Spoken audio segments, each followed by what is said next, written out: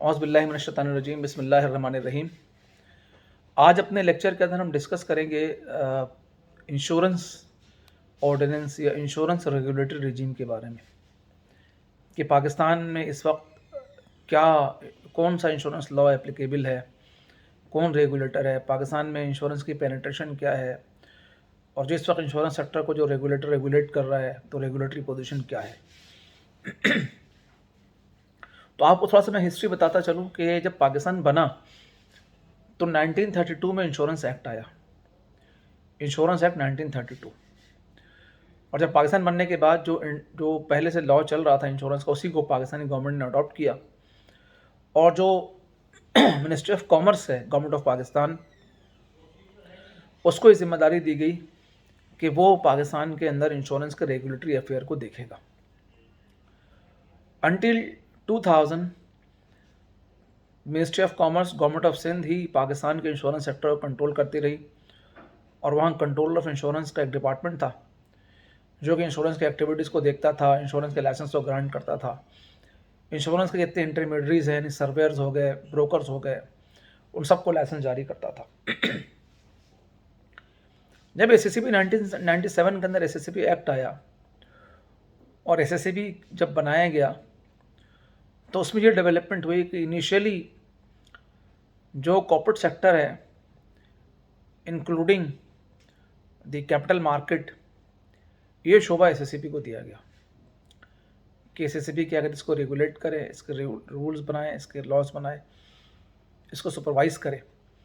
Letter on in the year 2000 insurance ordinance promulgate किया गया और जो 1932 का इंश्योरेंस एक्ट था वो रिपील हुआ। और जो इंश्योरेंस सेक्टर का मैंडेट था वो ministry of commerce government of Pakistan से लेके एसएससीबी को दे दिया गया कि अब इस सेक्टर को भी एसएससीबी रेगुलेट करेगा इन द ईयर 2000 में। अच्छा, हुआ तो इस तरह से था कि उससे पहले 1984 में कंपनीज ऑर्डिनेंस 1984 में सेक्शन 82 के बाद और 83 से पहले कुछ इंसर्शंस की गई, सेक्शन 282A से लेके कुछ सेक्शंस डाला गया और नॉन बैंक फाइनेंशियल इंस्टीट्यूशंस को भी स्टेट बैंक से लेके एसएससीबी को दे दिया गया था। और फिर उस एसएससीबी की कारकर्दगी को देखते हुए, एसएससीबी के रोल को देखते हुए उसको जो है इंश्योरेंस सेक्टर दे दिया गया 2000 में कि वो एसएससीबी इंश्योरेंस सेक्टर को रेगुलेट करे। इस तरह इंश्योरेंस ऑर्डिनेंस 2000 क्या कहते आया और ये पूरा इंश्योरेंस सेक्टर क्या कहते हैं एसएससीबी को रेगुलेट करने के लिए दे दिया गया। उसके बाद इन द ईयर 2002 दो रूल्स आए। एक रूल्स कहलाते हैं मिनिस्ट्री ऑफ कॉमर्स के एसएससीबी रूल्स 2002, उसके तहत कुछ रूल्स फ्रेम किए गए और फिर एसएससीबी ने भी अपने रूल्स को फ्रेम किया जो कि एसएससी रूल 2002 कहलाते हैं और ये रूल क्या है, रूल चलते रहे। बाद में इसमें कुछ रेगुलेटरी डेवलपमेंट हुई। एसएससीबी आने के बाद इस बात की ज़रूरत महसूस की गई कि तकाफुल सेक्टर को प्रमोट करने के लिए पाकिस्तान में इस्लामिक इंश्योरेंस के रोल को प्रमोट करने के लिए जो है वो अलग रेगुलेटरी फ्रेमवर्क बनाया जाए और फिर डेडिकेटेड तकाफुल कंपनीज़ को बनाने के लिए इन द ईयर 2005 तकाफुल रूल्स क्या कहते आए, जिसके तहत क्या कहते हैं ये इस बात को इंश्योर किया गया कि जो डेडिकेटेड कंपनीज बनाई जाएं जो कि प्योरली तकाफुल पर डील करेंगी। और इनिशियली 5 कंपनीज को तकाफुल के लाइसेंस इशू किए गए।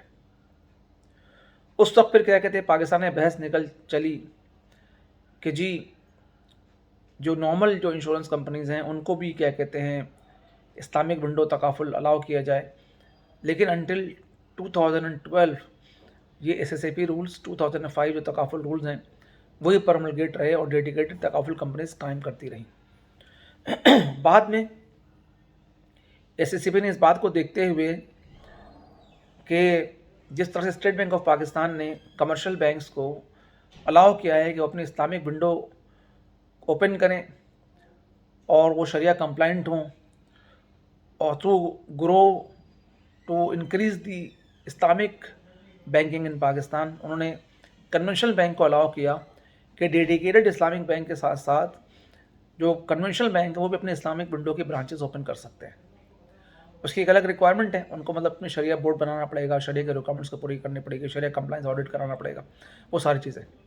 तो इसी तरह एसएससीपी ने 2012 के अंदर जो तकाफुल एक्ट रूल जो 2005 था उसको रिपील किया उन्होंने एसएससीपी ने, और नए रूल्स क्या कहते लेकर आए तकाफुल रूल 2012, जिसके तहत कन्वेंशनल तकाफुल कंपनीज़ को क्या कहते हैं अलाउ किया गया कि वो भी क्या कहते हैं अपने इस्लामिक विंडो ओपन कर सकती हैं और कन्वेंशनल इंश्योरेंस के साथ साथ इस्लामिक इंश्योरेंस यानी तकाफुल को भी ऑफर कर सकती हैं।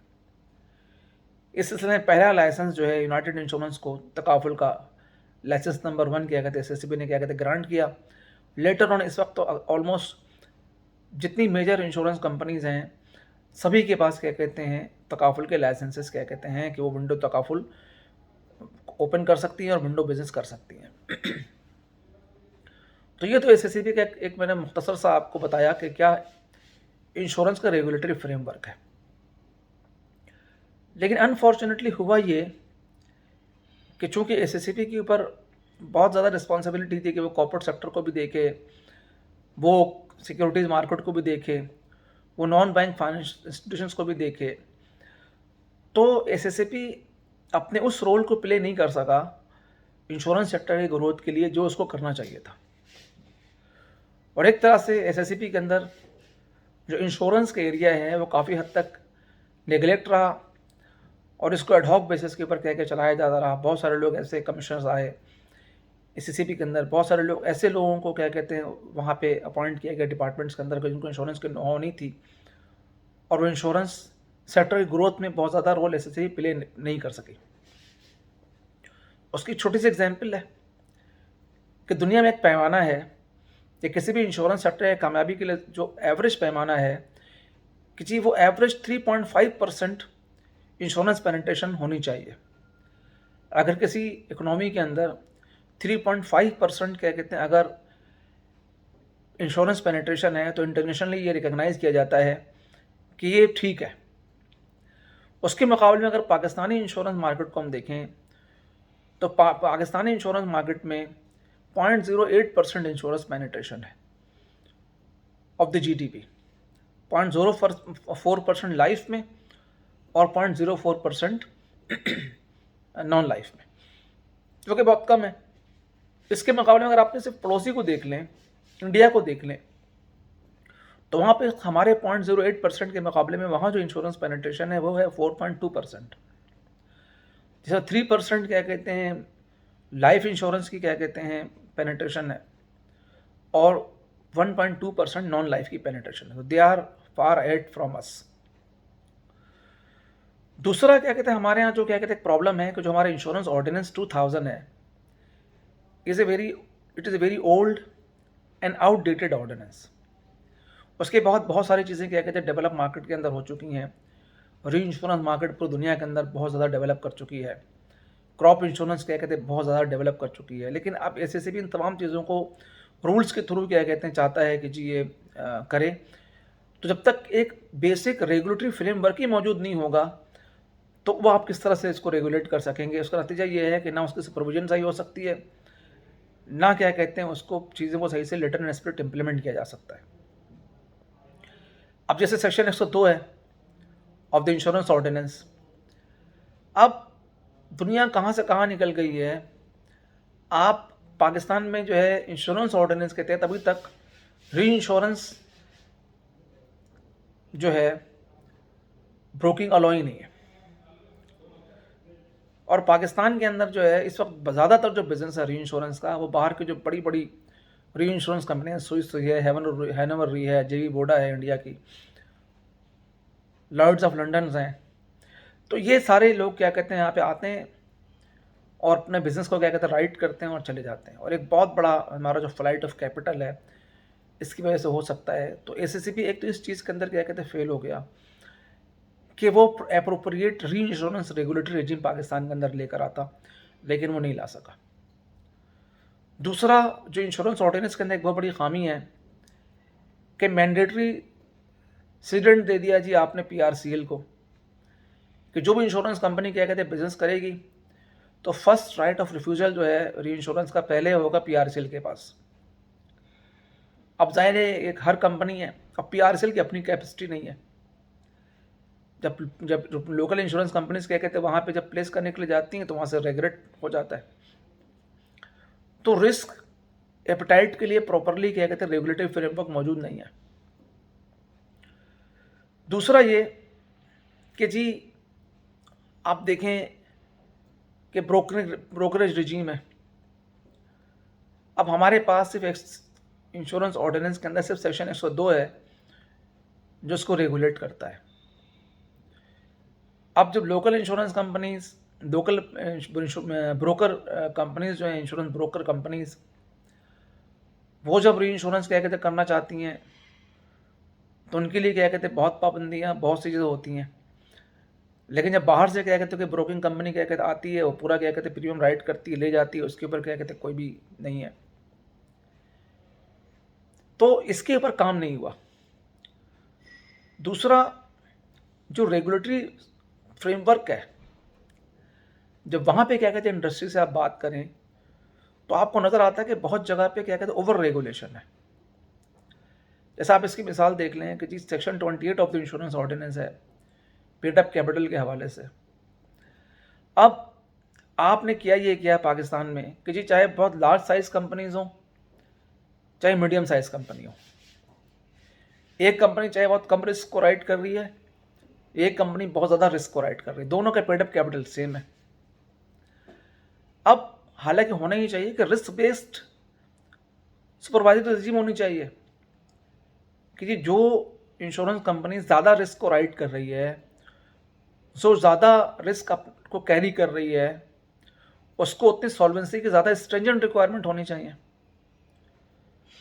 और जो स्मॉल कंपनीज हैं या जिनके पास क्या कहते हैं कम वसाइल हैं या उनको सॉल्वेंसी के इश्यूज़ हैं, तो उनको अलग एक बिज़नेस लाइन, एक लिमिटेड बिजनेस लाइन क्या कहते हैं अलाउ होना चाहिए ताकि वो भी सर्वाइव कर सकें। लेकिन अब यहाँ पर रेगुलेटर के पास कोई ऐसा मैकेनिज्म नहीं है कि वो, यही वजह कि हमारे सेक्टर की ग्रोथ नहीं हुई। सेक्टोरल ग्रोथ जो ना होने की वजह है कि जो नई इंश्योरेंस कंपनीज क्या कहते हैं पाकिस्तान के अंदर आती हैं, जो बड़ी बड़ी पुरानी कंपनियां हैं, वो उसको इतना एंट्री बैरियर उन्होंने मुश्किल बनाया हुआ है कि वो अपने कैपिटलाइजेशन के थ्रू दूसरों को एंट्री नहीं होने देती, प्राइस कट कर देती हैं, प्राइस रिड्यूस कर देती हैं। उसके नतीजे में नए लोग जो हैं वो मीट ही नहीं कर पाते उसको कॉस्ट को। एक्सपेंस रेशो बहुत ज़्यादा हाई हो जाता है। जब एक्सपेंस रेशो आपका हाई हो जाएगा तो क्या कहते जाहिर है आपका नेट जो बॉटम लाइन है वो भी क्या कहते हैं आपकी इफेक्ट करेगी, और आपको जाहिर है कि आपको सॉल्वेंसी को मीट करने में प्रॉब्लम होगी। तो इस बात की बहुत ज़रूरत है कि जो पाकिस्तान में जो सॉल्वेंसी रेगुलेशंस हैं, सॉल्वेंसी रूल्स हैं, उसमें इस तरह से क्या कहते हैं अमेंडमेंट किया जाए कि जो लोग ज़्यादा रिस्क एपेटाइट रखते हैं, जो बड़ी इंश्योरेंस कंपनी हैं, जिन्होंने बड़े लेवल के ऊपर रिस्क को राइट किया हुआ है, उन्होंने अपने नेट के ऊपर रखा हुआ है, उनके लिए रिक्वायरमेंट होनी चाहिए कि जी वो ज़्यादा रिस्क प्रीमियम को अपने अंदर क्या कहते हैं ऑब्जॉर्व करें ताकि क्या कहते हैं वो उसको मीट कर सकें। लेकिन हाँ यहाँ पे ये है कि जी अगर एक फिक्स है अमाउंट को इतना मेंटेन करना है तो आपको किसी भी लेवल की कंपनी उसको सॉल्वेंसी मीट करना है।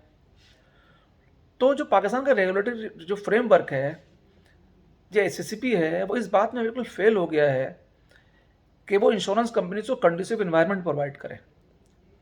एससीसीपी के पास कोई ऐसा रोड मैप नहीं है कि जी वो कोई ऐसा इफेक्टिव मैकेनिज्म बनाए कि जो बड़ी इंश्योरेंस कंपनीज हैं उनकी मॉनिटरिंग एक अलग लेवल होना चाहिए, और जो स्मॉल साइज कंपनीज हैं उनके एक अलग इशू है, ट्रांसपेरेंसी के इशूज़ है, उनको मॉनिटरिंग करने के लिए उनके लिए अलग इशू होना चाहिए। तो बज़ाहिर ऐसा लगता है कि जो जो जो जो मेजर्स कंपनीज हैं, बड़ी बड़ी कंपनीज हैं, कहीं ना कहीं तरीके से रेगुलेटर उनको सपोर्ट कर रहा होता है, और जो स्मॉल कंपनीज क्या कहते हैं वो उससे क्या कहते हैं नहीं कर रही होती, मतलब प्रॉब्लम आ रही होती है।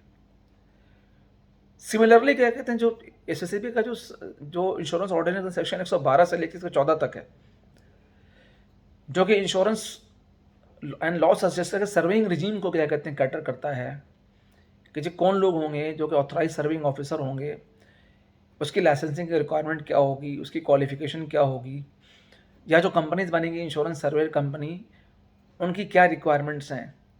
अब होता ये है कि इंश्योरेंस ऑर्डिनेंस तो ये कहता है कि जब भी क्या कहते हैं कोई रिस्क अराइज होगा तो इसको इंश्योरेंस सर्वे करेगा। अब एक तरफ एसएससीबी क्या कहते हैं लाइसेंस इशू करती है, ठीक है, 200-250 कंपनीज क्या कहते हैं, 700-800 सर्वेयर्स हैं, ऑथोराइज सर्विंग ऑफिसर जिनको रजिस्टर्ड किया हुआ है। दूसरी तरफ क्या कहते हैं इंश्योरेंस कंपनी इन हाउस सर्वे कर रही होती हैं। अब इंश्योरेंस कंपनी बन गई, भाई उनके बिजनेस को कौन इंश्योर करेगा? ये भी तो रेगुलेटर का काम है ना कि उस तरह के रेगुलेटरी फ्रेमवर्क को क्या कहते हैं बनाए कि उनके बिजनेस को इंश्योर किया जा सके। अब जाहिर है कि एसएससीबी क्या कहते हैं यहाँ पे कोई मैकेनिज्म नहीं है इसको रेगुलेट करने के लिए। तो बहरहाल ये इसके अंदर बहुत सारी चीज़ें हैं। नट शेल के अंदर क्या कहते हैं मैं इसको ये कंक्लूड करूँगा कि जो हमारी इंश्योरेंस रेगुलेटरी फ्रेमवर्क है उसमें कुछ चीज़ें क्या कहते हैं इस पर फेडरल गवर्नमेंट को, मिनिस्ट्री ऑफ फाइनेंस को, मिनिस्ट्री ऑफ कॉमर्स को बैठना चाहिए और उसमें कुछ चीज़ों के ऊपर डिसीजन लेने की ज़रूरत है। वरना पिछले 20 सालों के अंदर पाकिस्तान में इंश्योरेंस पेनिट्रेशन 0.08% रही है और आगे फॉरसेबल फ्यूचर के अंदर भी इसको बढ़ने में कोई इम्कान नहीं है। उसके लिए क्या है, नंबर 1 जो आउटडेटेड इंश्योरेंस ऑर्डिनेंस 2000 है इसको फौरी तौर पर क्या कहते हैं रिप्लेस किया जाए और जो भी नई रेगुलेटरी रिजीम आई हैं, मार्केट की चीज़ें आई हैं, री इंश्योरेंस के हवाले से क्या क्या चीज़ें हुई हैं, जो एडवांसमेंट हुई हैं, डिजिटलाइजेशन के हवाले से क्या कहते काम हुआ है, जो पूरी दुनिया के अंदर क्या कहते हो रहा है, उन चीज़ों को और जो फ्यूचर की नीड है उसको कैटर करके updated insurance ordinance, insurance act लाया जाए। दूसरा ये कि जो सुपरवाइजरी रिजीम है, सुपरवाइजरी रिजीम को ट्रांसपेरेंसी एंड इक्वलिटी की बेसिस के ऊपर क्या कहते हैं आगे बढ़ाया जाए और उसके अंदर एक ऐसा मैकेनिज्म बनाया जाए कि तमाम लोगों को उसके अंदर इक्वल अपॉर्चुनिटी हो। यहाँ पर होता ये है कि छोटी कंपनीज होती हैं, एसएससीबी वो मर रही होती हैं, उसी के पीछे क्या कहते हैं पड़ा होता है, उसी को कॉजेज क्या कहते हो रही होती हैं। बड़ी बड़ी कंपनियाँ बड़े बड़े फ्रॉड्स क्या कहते हो गुजर जाते हैं, उसके ऊपर कोई एक्शन लेने के लिए नहीं आता। तो ट्रांसपेरेंसी एंड रेगुलेटरी रिजीम आना चाहिए, ये क्या कहते हैं बहुत ज़रूरी है। तीसरा जो एसएससीबी का इंश्योरेंस डिवीज़न है इसके अंदर क्या कहते हैं ऐसे ऐसे लोग आ जाते हैं कि जो जिनको इंश्योरेंस का पता ही नहीं होता और वो लोग क्या कहते हैं आके इंश्योरेंस को सेक्टर को रेगुलेट कर रहे होते हैं। तो बजाय इसके कि वो सेक्टर को रेगुलेट करें उनसे वो लर्निंग ही कर रहे होते हैं। तो कम से कम कोई मिनिमम क्राइटेरिया होना चाहिए कि यार उस डिपार्टमेंट के अंदर जो लोग काम करेंगे या तो उनके पास डायरेक्ट रिलेवेंट एक्सपीरियंस होना चाहिए, क्वालिफिकेशन होना चाहिए, या कम से कम क्या कहते हैं सेक्टर को रेगुलेट करने का तजुर्बा तो होना चाहिए ना। जब किसी को तजुर्बा हो जाता है, जब वो सेक्टर को प्रॉपर रेगुलेट करना शुरू करता है तो उसको फिर उठा के आप साइडलाइन क्या कहते कर देते हैं। तो इन चीज़ों को देखना पड़ेगा। इस तरह से क्या कहते हैं जो सुपरवाइजरी रिजीम है उसको आप डे बाय डे आप रेगुलेटरी रिजीम को तो इन्हांस करते चले जा रहे हैं, ओवर रेगुलेशन की तरफ ले जा रहे हैं। सुपरविजन उस लेवल पे नहीं है, लोगों को क्लेम्स नहीं मिलता। लाइफ इंश्योरेंस कंपनी में अक्सर ऐसा होता है कि जब क्या कहते हैं कोई बंदा क्लेम कर रहा होता है तो कोई ना कोई बहाना बना के वो क्लेम को रिजेक्ट कर देते हैं। तो जब तक लोगों को क्लेम नहीं मिलेगा पाकिस्तान में इंश्योरेंस पेनिट्रेशन कैसे बढ़ेगा। तो इसलिए क्या कहते हैं हम इस वीडियो के थ्रू एक तो हम ये अवेयरनेस डेवलप करना चाहते हैं, दूसरा हम ये करना चाहते हैं कि फौरी तौर पर एक इंडिपेंडेंट रेगुलेटरी अथॉरिटी बनाई जाए, उसका नाम पाकिस्तान इंश्योरेंस रेगुलेटरी अथॉरिटी पीरा हो और वो अथॉरिटी इस बात के लिए डेडिकेटेड हो जिस तरह पूरी दुनिया भर के अंदर अथॉरिटीज़ होती हैं जो डेडिकेटली इंश्योरेंस सेक्टर को रेगुलेट कर रही होती हैं, वो बॉडीज़ को रेगुलेट करे, इसके सारे लॉज रूल्स एंड रेगुलेशन को रिव्यू करे, जो इंडस्ट्री के अंदर प्रॉब्लम है पर्टिकुलरली जो small and medium size insurance industry के अंदर प्रॉब्लम इसको देखे, फिर जो डिफरेंट इंटरमीडिएट रिजीम जो एसएससीबी ने अपने ऑर्डिनेंस इंश्योरेंस ऑर्डिनेंस के तहत बनाए हुए हैं या जो न्यू अपकमिंग रेगुलेशन जो लॉज के थ्रू आएंगे तो इंश्योर करे कि वो उनके व्हीकल्स जो हैं उन व्हीकल्स को क्या कहते हैं प्रॉपर इंश्योरेंस इंडस्ट्री के अंदर पेनिट्रेट कराए और क्या कहते हैं उसको यूज़ करे और उनके लिए कंडूसिव वर्किंग एनवायरनमेंट क्या कहते हैं प्रोवाइड करे। अदरवाइज़ पाकिस्तान में इंश्योरेंस सेक्टर का डेवलप होना क्या कहते हैं नामुमकिन है। डियर व्यूवर्स, आज अपने हम वीडियो कहीं पे क्या कहते हैं कंक्लूड करते हैं। अगर क्या कहते हैं आप चाहते हैं कोई चीज़ मालूम करना या इस पर कोई कमेंट्स करना चाहते हैं, कोई फीडबैक चाहते हैं तो आपने फीडबैक भी दें और अगर आप कोई क्वेश्चन करना चाहते हैं इसके हवाले से तो आप हमसे इससे फर्दर क्वेश्चन भी कर सकते हैं। Thank you very much. उम्मीद है कि आपको वीडियो पसंद आई होगी और इंशाल्लाह आगे भी क्या कहते हैं हम आपको इस तरह की वीडियो शेयर करते रहेंगे और आपसे रिक्वेस्ट है कि हमारे चैनल को सब्सक्राइब करें और लाइक करें। Thank you. जावेद